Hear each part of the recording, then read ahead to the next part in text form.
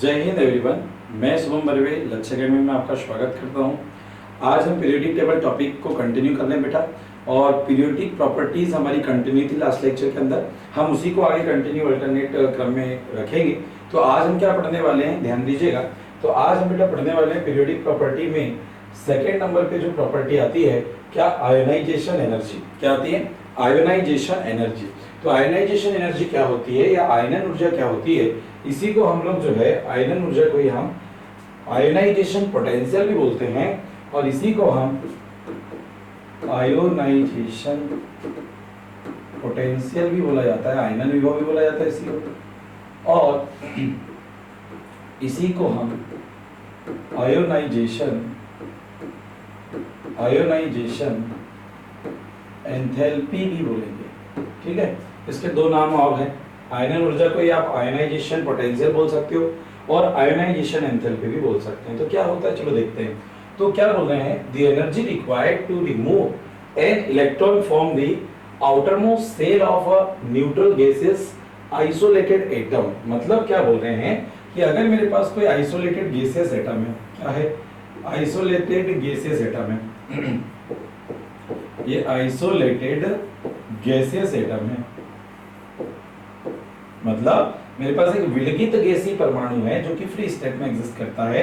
इसकी जो outer cell होगी, लास्ट सेल, जिसको मैं क्या बोल रहा हूं, बाहरी कक्षा या आउटर सेल, इससे आपको यदि इलेक्ट्रॉन को रिमूव कराना है, क्या कराना है, इलेक्ट्रॉन को रिमूव कराना है, मींस बाहर करना है। तो ऐसे केस में इलेक्ट्रॉन को रिमूव कराना है या रिलीज कराना है, ठीक है। तो ऐसे केस में क्या होगा, हम एटम को एक एनर्जी देंगे जिसको पाकर ये आउटर सेल का जो इलेक्ट्रॉन है इजीली क्या कर जाए, रिमूव कर जाए। क्योंकि भाई ये इलेक्ट्रॉन जो है ये न्यूक्लियस के साथ अट्रैक्शन फोर्स में होगा तो इजीली नहीं निकलेगा। ठीक है, तो इसको निकालने के लिए हमको कुछ ना कुछ एनर्जी देनी पड़ेगी। तो मान लीजिए हमारे पास कोई एक आइसोलेटेड गैसेस एटम है ए, ठीक। अब इससे मुझे एक इलेक्ट्रॉन निकालना है। अगर मुझसे इससे मुझे एक इलेक्ट्रॉन निकालना है तो मुझे क्या करना पड़ेगा बच्चों, यहाँ पर इसको एनर्जी देना पड़ेगा। और ये एनर्जी को पाकर इस ए आइसोलेटेड गैसियस एटम जो है, जिसको हम बोल रहे हैं विलगित गैसीय परमाणु, ठीक, इसका इसकी बाहरी कक्षा का एक इलेक्ट्रॉन जो है रिमूव करेगा। तो रिमूव करने पर जो ये आइसोलेटेड गैसियस एटम है उसके ऊपर क्या आ जाएगा, 1 पॉजिटिव चार्ज। तो यहाँ जो आप एनर्जी दे रहे हैं आइसोलेटेड गैसेस एटम के आउटर सेल से इलेक्ट्रॉन को रिलीज करने के लिए, जो आप एनर्जी दे रहे हो बच्चों, उसी को हम क्या बोल देते हैं, आयोनाइजेशन एनर्जी या आयनन ऊर्जा।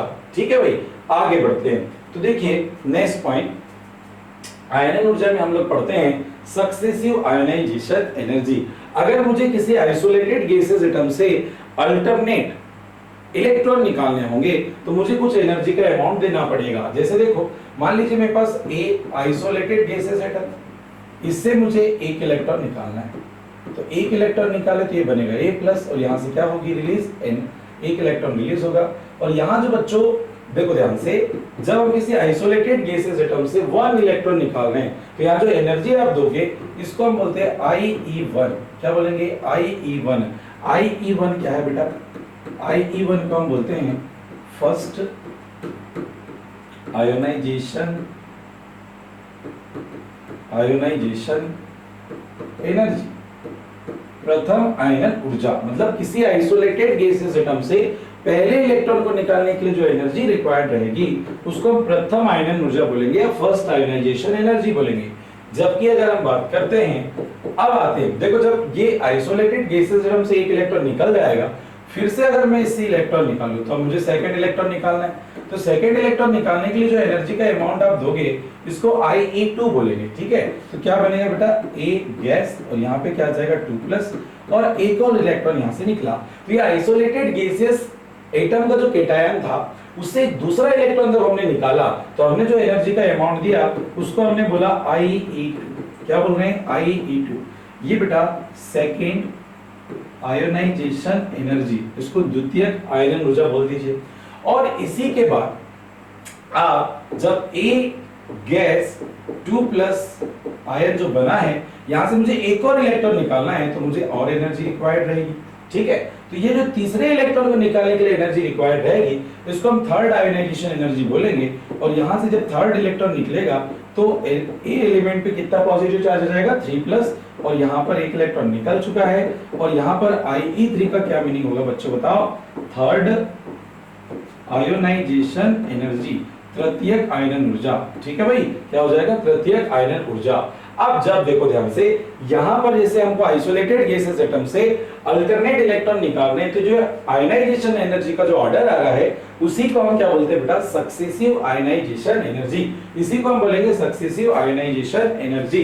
अब यहाँ पे क्या पूछेगा आपको, order of successive ionization energy, मतलब फर्स्ट इलेक्ट्रॉन को निकालने के लिए एनर्जी ज्यादा लगेगी या सेकंड को लगेगी या थर्ड को लगेगी। तो order of ionization energy, order of या इंक्रीजिंग ऑर्डर ऑफ लिख दो, increasing order of ionization energy, मतलब मुझे IE1, IE2 और IE3 में अगर पूछा जाए कि सबसे ज्यादा आयनाइजेशन एनर्जी किसकी होगी, तो यहां पर आप क्या लगाएंगे, IE3 सबसे ज्यादा, IE2 उससे कम और IE1 क्या हो जाएगा बच्चों, सबसे कम हो जाएगा।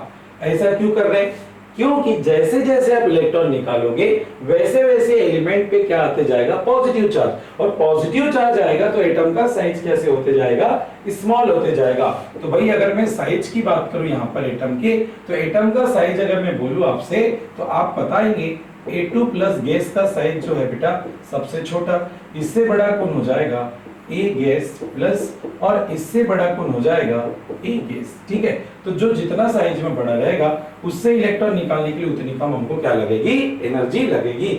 और जो साइज में क्या बोलना चाहिए, जितना छोटा रहेगा उससे इलेक्ट्रॉन निकालने के लिए हमको उतनी ज्यादा एनर्जी लगेगी। और ये जो ऑर्डर है, ये जो ट्रेंड्स है, सिमिलर ऐसे ही आएगा, मतलब फर्स्ट इलेक्ट्रॉन को निकालने के लिए आयनन ऊर्जा कम, दूसरे को निकालने के लिए ज्यादा, तीसरे को निकालने के लिए और ज्यादा, चौथे इलेक्ट्रॉन को निकालने के लिए और ज्यादा। मतलब जैसे जैसे आप इलेक्ट्रॉन निकालना चाहोगे किसी एलिमेंट के आउटर शेल से, वैसे वैसे आयनन ऊर्जा आपको ज्यादा देनी पड़ेगी। चलो देखते हैं एक और एग्जांपल, जैसे ऑक्सीजन है, ऑक्सीजन से एक इलेक्ट्रॉन निकालने के लिए क्या लिया आपने, IE1 लगा, फर्स्ट आयनन ऊर्जा लगी। ठीक है, फिर ये केटायन फॉर्म में आया तो केटायन से फिर एक इलेक्ट्रॉन निकाले तो सेकंड आयनन ऊर्जा, ठीक, और सेकंड केटायन से जब एक और इलेक्ट्रॉन निकाले तो थर्ड आयनन ऊर्जा।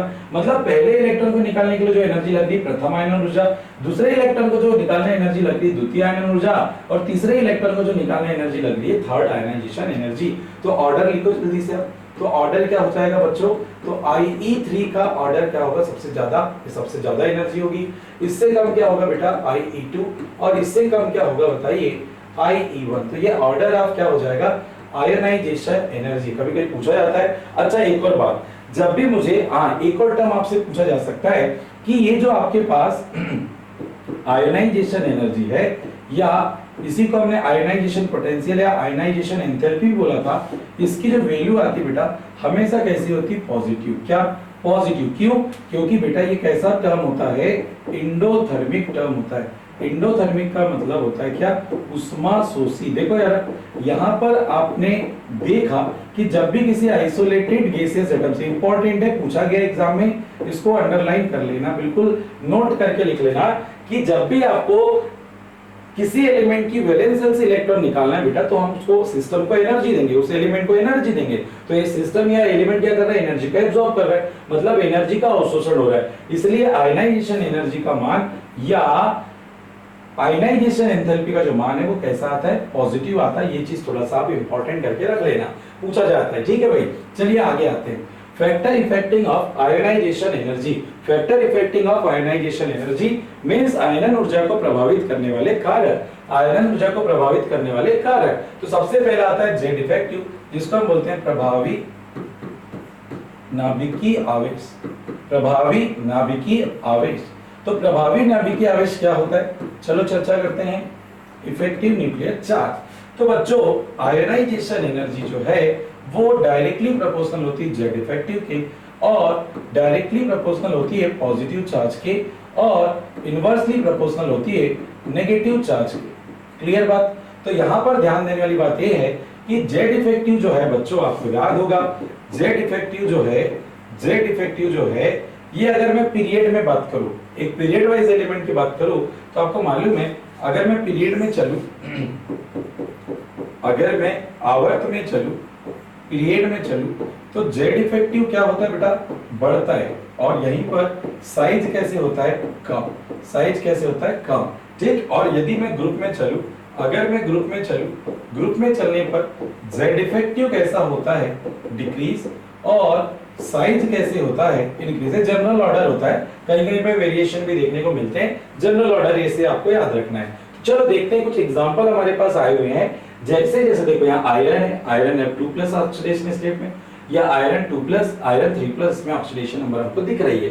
अब आपको पूछा जाए कि पहले क्वेश्चन के अंदर जो है आपको आयनाइजेशन एनर्जी का ऑर्डर लगाना है। तो सबसे पहले देखो साइज डिक्रीज होगा, साइज डिक्रीज होगा, यहां पर साइज वाला फैक्टर भी काम करता है। पॉजिटिव चार्ज जैसे जैसे बढ़ेगा बेटा, वैसे वैसे एलिमेंट का साइज कम होता है, और साइज कम होगा तो आयनाइजेशन एनर्जी क्या होती है, बढ़ती है।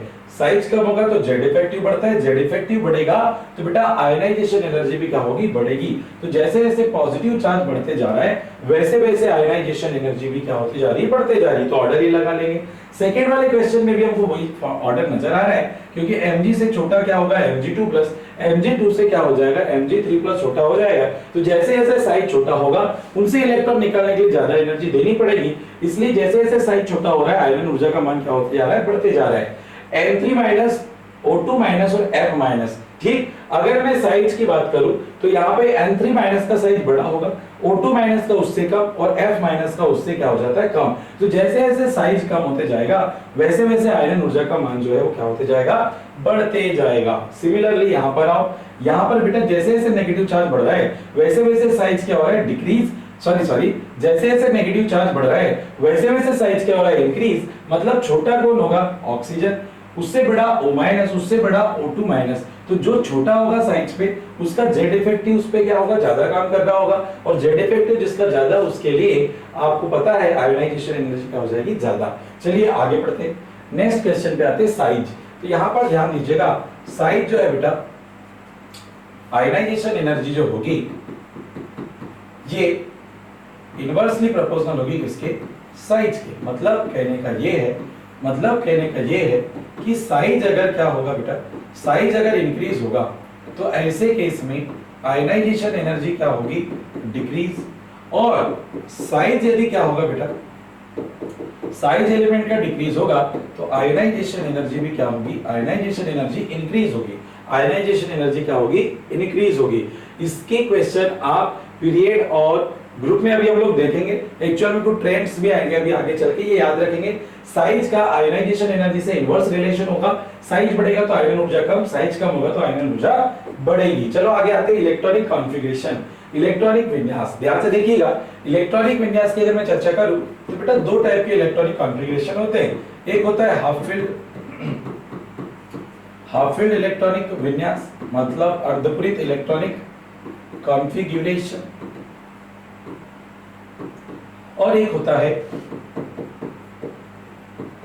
Fully field electronic configuration. और इसको बोलेंगे अर्धपूरित इलेक्ट्रॉनिक विन्यास, इसको बोलेंगे पूर्णपूरित इलेक्ट्रॉनिक विन्यास। तो अर्धपूरित इलेक्ट्रॉनिक कॉन्फ़िगरेशन और फुल्ली फील्डेड इलेक्ट्रॉनिक कॉन्फ़िगरेशन को हम कैसे समझेंगे, ध्यान से सुनना। अगर s ऑर्बिटल में 1 इलेक्ट्रॉन जाता है तो हाफ फील्डेड, p में 3 इलेक्ट्रॉन जा रहे हैं तो हाफ फील्डेड, d में 5 जा रहे हैं तो हाफ, और f में 7 इलेक्ट्रॉन जा रहे हैं तो ये हाफ फील्डेड हो गया। ठीक है। s ऑर्बिटल में 2 इलेक्ट्रॉन, p में 6, d में 10 और f में 14 इलेक्ट्रॉन जा रहे हैं तो ये फुल्ली फील्डेड। ठीक। अगर किसी ऑर्बिटल में हाफ इलेक्ट्रॉन्स, पूरे ऑर्बिटल में एक एक इलेक्ट्रॉन आ रहे बेटा, तो वो हाफ फील्डेड, और पूरे ऑर्बिटल जो होंगे उसमें पूरे कंप्लीट फील होंगे तो उसको फुल्ली फील्डेड बोलते हैं। तो जब भी ऐसा इलेक्ट्रॉनिक कॉन्फ़िगरेशन अगर आप देखते हैं तो ऐसे केस में आयनाइजेशन एनर्जी का जो मान है वो क्या होता है बेटा, इंक्रीज हो जाता है या बढ़ जाता है। इसको अच्छे से याद रखेंगे। ठीक। इसके भी काफी सारे क्वेश्चंस आएंगे। अच्छा, एक इंपॉर्टेंट बात या एक इंपॉर्टेंट नोट याद रख लेना यहाँ पर बेटा, साथ ही में बता दे रहे हैं, क्या हाईएस्ट या मैक्सिमम क्वेश्चन पूछा जाता है, आयोनाइजेशन एनर्जी इज, अधिकतम आयनन ऊर्जा होती है किसकी होती है बेटा, हीलियम की। डायरेक्ट पूछा जाता है, याद रखेंगे। और यहां पर आप लिखेंगे लोवेस्ट आयोनाइजेशन एनर्जी इज, सबसे कम आयनन ऊर्जा किसकी होती है? तो सीजियम एलिमेंट की। किसकी हो जाती है?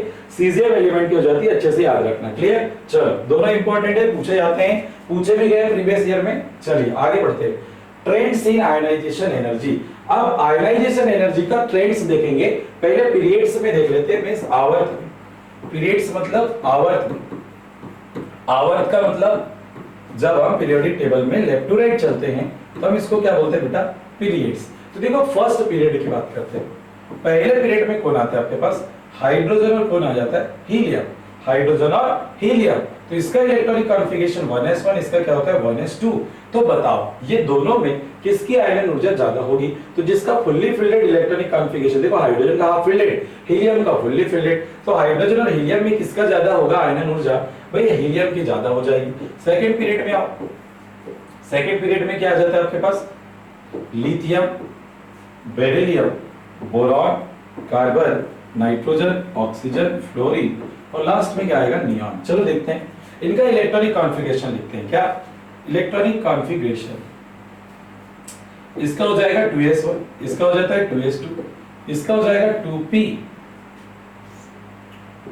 2s2, 2p1, इसका होता है 2s2, 2p2, इसका हो जाएगा 2s2, 2p3, ऑक्सीजन होता है 2s2, 2p4, फ्लोरीन होता है 2s2, 2p5, और नियॉन हो जाता है बेटा 2s2, 2p6। अच्छा, एक बात इंपॉर्टेंट याद रखना, ऐसे एलिमेंट जो हाफ फिल्डेड या फुल्ली फिल्डेड इलेक्ट्रॉनिक विन्यास रखते हैं वो अपने आगे वाले एलिमेंट से वेरिएशन शो करेंगे। ठीक है, जैसे beryllium fully fielded electronic configuration रख रहा है, nitrogen fully fielded electronic configuration रखता है, तो ये अपने आगे वाले एलिमेंट से क्या करेंगे?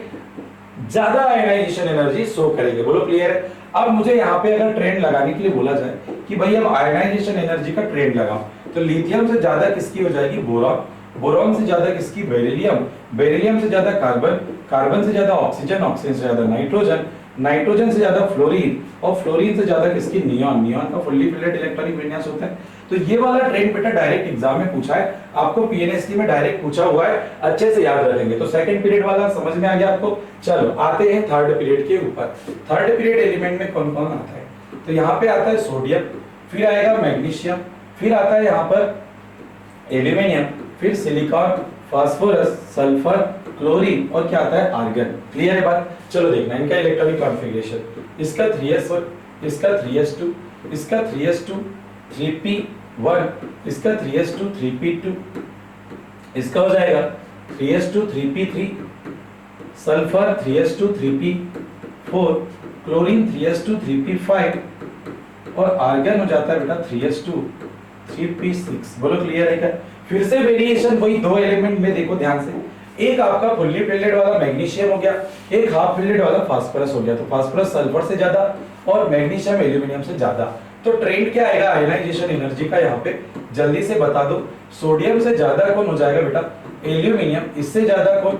मैग्नीशियम। मैग्नीशियम से ज्यादा सिलिकॉन। सिलिकॉन से ज्यादा सल्फर, इससे ज्यादा फास्फोरस। फास्फोरस से ज्यादा क्लोरीन, और क्लोरीन से ज्यादा क्या? आर्गन। बिल्कुल अच्छे से नोट करना, अच्छे से बिल्कुल आप समझना और कॉन्सेप्ट को अप्लाई करना, क्योंकि डायरेक्ट एग्जाम के अंदर ये डायरेक्ट क्वेश्चन पूछे जाते हैं। ठीक है भाई, आगे बढ़ते हैं। इसके बाद हम लोग देखते हैं, ये तो हुआ पीरियड्स के अंदर ट्रेंड्स। इसके आगे बढ़ते हैं हम लोग बेटा। देखो ग्रुप में, देखो ये ग्रुप में बेटा दो ग्रुप ऐसे हैं जिसमें बहुत ज्यादा वेरिएशन है और एग्जाम में मैक्सिमम टाइम पूछा जाता है, इंपॉर्टेंट करके लिख लेना। ग्रुप नंबर 13, ग्रुप नंबर 13 में कौन आता है? बोरॉन, एल्यूमिनियम, गैलियम, इंडियम, और क्या आता है बेटा? थेलियम। आपको एक बात पता है, जब भी हम किसी ग्रुप में जाए, वर्ग या समूह में, वर्ग या समूह में अगर हम जाते हैं तो हमको एक बात पता है बेटा, क्या साइज क्या होता है? इंक्रीज। और साइज इंक्रीज होता है तो ऐसे केस में होना क्या चाहिए? आयनाइजेशन एनर्जी ऊपर से नीचे आने पे डिक्रीज होना चाहिए, ऐसा होना चाहिए। लेकिन यहाँ जनरल ऑर्डर फॉलो नहीं होगा, ये वेरिएशन है दोनों के दोनों, अच्छे से आपको याद रखना रहेगा। ठीक है, यहाँ पर ध्यान देना, यहाँ पर बेटा एल्यूमिनियम की आयनाइजेशन एनर्जी जो है वो ये दोनों के बीच में चली जाएगी, एवरेज वैल्यू जो निकाली, और टेल्यूरियम की आ जाएगी यहाँ बीच में। मतलब आयनाइजेशन एनर्जी का आप ऑर्डर देखेंगे तो बोरॉन, बोरॉन से ज्यादा हो जाएगा थेलियम, थेलियम से ज्यादा गैलियम, और इससे ज्यादा एल्यूमिनियम, और इससे ज्यादा क्या हो जाएगा? इंडियम। सॉरी, उल्टा बोल दिया मैंने, सॉरी। एल्यूमिनियम से ज्यादा गैलियम, और इससे ज्यादा एल्यूमिनियम, और इससे ज्यादा क्या हो जाएगा? इंडियम। बोरॉन की सबसे ज्यादा, उससे कम थेलियम, उससे कम गैलियम, उससे कम एल्यूमिनियम और उससे कम क्या हो जाएगा इंडियम। ठीक है, मतलब कहने का ये है कि थेलियम जब से लास्ट में था तो उसकी आयनाइजेशन एनर्जी की जो वैल्यू है वो सबसे कम होनी चाहिए, लेकिन वो इंक्रीज होकर आ जाता है बोरॉन के बाद, बोरॉन से कम हो जाएगी उसकी, उससे कम गैलियम की, उससे कम एल्यूमिनियम की और उससे कम किसकी इंडियम। याद रखेंगे, इंपॉर्टेंट है। चलो इसके बाद आते हैं 14 ग्रुप। कौन सी family? Carbon. Carbon, silicon, germanium, tin और क्या बेटा लेड। यहां पर वेरिएशन केवल टीन और लेड में है। टीन चले जाएगा लास्ट में, लेड आ जाएगा उसके पहले। मतलब आयनाइजेशन एनर्जी का जो ऑर्डर रहेगा, कार्बन सबसे ज्यादा, सिलिकॉन उससे कम, जर्मेनियम उससे कम, लेड उससे कम और टीन जो है बेटा वो सबसे क्या हो जाएगा कम। तो ये वेरिएशन याद रख लेना, यहाँ पे वेरिएशन आएगा लास्ट के दो एलिमेंट में कार्बन फैमिली के अंदर। चलो भाई आगे बढ़ते हैं। अब हम बात करते हैं, कंपेयर करते हैं कुछ आयन ऊर्जा को। ठीक है, जैसे मेरे पास ऑक्सीजन और ऑक्सीजन प्लस आयन दिया, तो ये साइज में छोटा है तो बेटा इसकी आयन ऊर्जा क्या होगी? ज्यादा। यहाँ पे नाइट्रोजन गैस और नाइट्रोजन प्लस आयन, न्यूट्रल और पॉजिटिव वाला है, तो जो पॉजिटिव वाला है साइज में छोटा होगा, इसलिए इसकी आयन ऊर्जा क्या होगी? ज्यादा। ऑक्सीजन और सल्फर ग्रुप वाइज एलिमेंट है, ग्रुप वाइज में कौन छोटा है? ऑक्सीजन, इसलिए इसकी आयन ऊर्जा क्या होगी? ज्यादा। फ्लोरीन, क्लोरीन, ब्रोमीन, यहाँ पे अगर मैं देखूं ग्रुप वाइज एलिमेंट है, तो जो एलिमेंट ग्रुप में सबसे आगे आ रहा है मतलब सबसे ऊपर होगा, साइज में छोटा होगा, इसलिए उसकी आयन ऊर्जा भी क्या होगी? ज्यादा हो जाएगी। अच्छा, सिलिकॉन, फास्फोरस, नाइट्रोजन और कार्बन, यहां देख लो जरा, यहां पर आप क्या देखते हो? कार्बन और नाइट्रोजन ये बेटा सेकंड पीरियड में आते हैं और थर्ड पीरियड में यहाँ पर कार्बन के नीचे कौन आता है? सिलिकॉन, और नाइट्रोजन के नीचे कौन आता है? फास्फोरस। अब ध्यान से देखना, पीरियड में कार्बन और नाइट्रोजन की अगर मैं बात करूं तो नाइट्रोजन की आयनाइजेशन एनर्जी क्या होती है? ज्यादा। किससे? कार्बन से। ये तो पीरियड वाइज एलिमेंट है, साइज इनका छोटा होगा, सेकंड पीरियड के हैं तो साइज इनसे तो छोटा होगा, इसलिए इन दोनों की आयन ऊर्जा ज्यादा होगी। अब ये दोनों की बात करें तो पीरियड में सिलिकॉन पहले आ रहा है, बाद में कौन आ रहा है? फास्फोरस, तो साइज छोटा किसका होगा? फास्फोरस का, तो इसीलिए हम लोग यहाँ पर कार्बन से कम किसकी लगाएंगे? फास्फोरस, और फास्फोरस से कम किसकी बेटा? सिलिकॉन। तो ये आयनाइजेशन एनर्जी का यहाँ पर क्या रहेगा? ऑर्डर रहेगा। चलिए आगे बढ़ते हैं। नेक्स्ट अगर हम आते हैं, कंपेयर फर्स्ट आयनाइजेशन। अच्छा देखो क्वेश्चन में क्या बोला है? प्रथम और द्वितीय आयनन ऊर्जा की तुलना करें, किसकी? ऑक्सीजन और नाइट्रोजन की। आपको ऐसा क्वेश्चन आ सकता है, तो पहले आपको ऑक्सीजन लिख लो, ऑक्सीजन गैस। प्रथम आयनन ऊर्जा मतलब पहला इलेक्ट्रॉन आपको निकालना है। इलेक्ट्रॉनिक कॉन्फ़िगरेशन क्या होता है इसका? 2s2 2p क्या होता है बेटा? 4। और नाइट्रोजन की बात करूं तो इसका electronic configuration 2s2 2p3। Clear? इससे पहला इलेक्ट्रॉन निकालेंगे तो इसको हम बोलेंगे IE1। ठीक है, जो एनर्जी आप दोगे इसको भी IE1 और इसको भी IE1। यहाँ क्या देख रहे हैं हम लोग? Half fielded electronic configuration. यहाँ पे हाफ फिल्डेड नहीं है, तो पहला जब इलेक्ट्रॉन निकलेगा, जब ये N+ गैस बनेगा, तो अब इसका इलेक्ट्रॉनिक कॉन्फ़िगरेशन होगा 2s2 2p2 और ये इसका हो जाएगा O+ गैस, और इसका इलेक्ट्रॉनिक कॉन्फ़िगरेशन 2s2 2p क्या हो जाएगा? 3। तो पहले इलेक्ट्रॉन को निकालने के लिए जो एनर्जी दिए, मतलब IE1 जो दिए, वो किसके लिए ज्यादा होना चाहिए? नाइट्रोजन के ऑक्सीजन? तो भैया नाइट्रोजन के लिए ज्यादा हो जाएगी, किससे? ऑक्सीजन से। तो IE1 का मान जो है नाइट्रोजन का ज्यादा होगा ऑक्सीजन से। अब सेकंड इलेक्ट्रॉन को निकालोगे तभी तो IE2 बताओगे, तो सेकंड इलेक्ट्रॉन को निकालने के लिए जो एनर्जी देंगे उसको IE2। यहाँ पे भी सेकंड इलेक्ट्रॉन को जो निकालने के लिए एनर्जी देंगे IE2। अब मुझे ये बताओ, यहाँ पे इलेक्ट्रॉनिक विन्यास हाफ फिल्डेड, यहाँ पे है क्या? नहीं है। मतलब यहाँ से जब मेरे को O2+ मतलब एक इलेक्ट्रॉन निकालूंगा मैं, तो ये क्या बनेगा? O2+, और यहाँ से एक इलेक्ट्रॉन निकालेंगे तो ये N2+ गैस बनेगा। तो यहाँ पर बताओ 2s2 2p क्या होगा? ये 1, और ये हो जाएगा 2s2 2p2। बोलो क्लियर है? लेकिन दूसरे इलेक्ट्रॉन को निकाल रहे हो आप ये वाले केटायन से, तो ये हाफ फिल्ड और ये कैसा है? Partially field. तो हाफ फिल्ड वाले के लिए हमको ज्यादा एनर्जी देनी पड़ेगी, मतलब IE2 किसका ज्यादा हो जाएगा बेटा? IE2 बेटा ऑक्सीजन का ज्यादा हो जाएगा इससे नाइट्रोजन से। ऐसे क्वेश्चन आपको पूछे जा सकते हैं, इसको अच्छे से हमको स्टेप बाय स्टेप करना रहेगा। ठीक भाई, चलिए इसके बाद लास्ट क्वेश्चन आता है बेटा। लास्ट क्वेश्चन देख लो, कंपेयर IE1 और IE2 of beryllium and boron. तो बेरिलियम का एटॉमिक नंबर होता है कितना? बेरिलियम का होता है 4, इसका इलेक्ट्रॉनिक कॉन्फ़िगरेशन लास्ट का होता है 2s2। जबकि बोरॉन की बात करूं तो बोरॉन का लास्ट इलेक्ट्रॉनिक कॉन्फ़िगरेशन होता है 2s2 2p1। अब बताओ इसकी बेरिलियम की केस में अगर मैं बात करूं, तो बेरिलियम में अगर मैं बात करूं बच्चों, तो इसका फुल्ली फिल्डेड इलेक्ट्रॉनिक कॉन्फ़िगरेशन, इसका देखो पार्शियली फिल्ड, p में एक इलेक्ट्रॉन है। तो पहले आप जब IE1 आप दोगे, मतलब पहले इलेक्ट्रॉन को निकालने के लिए जो प्रथम आयनन ऊर्जा दोगे, तो कहां ज्यादा लगेगी? B2 B में, है ना, यहाँ पे B प्लस बन जाएगा एक इलेक्ट्रॉन निकालने पे, और ये B प्लस बनेगा एक इलेक्ट्रॉन निकालने पे। तो यहाँ अब इलेक्ट्रॉनिक कॉन्फ़िगरेशन हो गया 2s2 और ये हो गया 2s1। क्लियर? तो आपसे मैं पूछूं कि IE1 किसका ज्यादा, तो आप बोलोगे सर बेरिलियम का ज्यादा है बोरॉन से। तो मतलब प्रथम आयनन ऊर्जा का मान बेरिलियम के लिए ज्यादा आएगा, किससे? बोरॉन से। लेकिन जब मैं सेकेंड इलेक्ट्रॉन निकालूं इनसे, तो यहाँ पे जो एनर्जी देंगे उसको हम IE2, यहाँ पे भी जो देंगे उसको IE2। अब यहाँ देखो हाफ फिल्डेड और यहाँ क्या है? Fully fielded. ज्यादा एनर्जी कौन सी लगी, कहाँ पे लग रही है? IE2 किसके लिए ज्यादा होगी? बोरॉन के लिए। बेरिलियम के लिए क्या होगी? कम। मतलब यहाँ पर बच्चों Be2+ बनाना है और यहाँ पर B2+ बनाना है। तो ये जो सेकेंड आयनन ऊर्जा जो आप दोगे, तो इसमें किसकी वैल्यू ज्यादा होगी? IE2 में बेटा बोरॉन की वैल्यू ज्यादा हो जाएगी, किससे? बेरिलियम से। मतलब द्वितीय आयनन ऊर्जा बोरॉन के लिए क्या आएगी बेटा? ज्यादा आएगी, किससे? बेरिलियम से। क्यों? क्योंकि दूसरा इलेक्ट्रॉन निकालने के लिए जब हम जाते हैं, तो यहाँ पर बोरॉन के जो लास्ट सेल का इलेक्ट्रॉनिक कॉन्फ़िगरेशन है वो फुल्ली फिल्डेड आता है। तो ठीक है बेटा, आज के लिए इतना ही काफी रहेगा। मिलते हैं नेक्स्ट लेक्चर में। जय हिंद।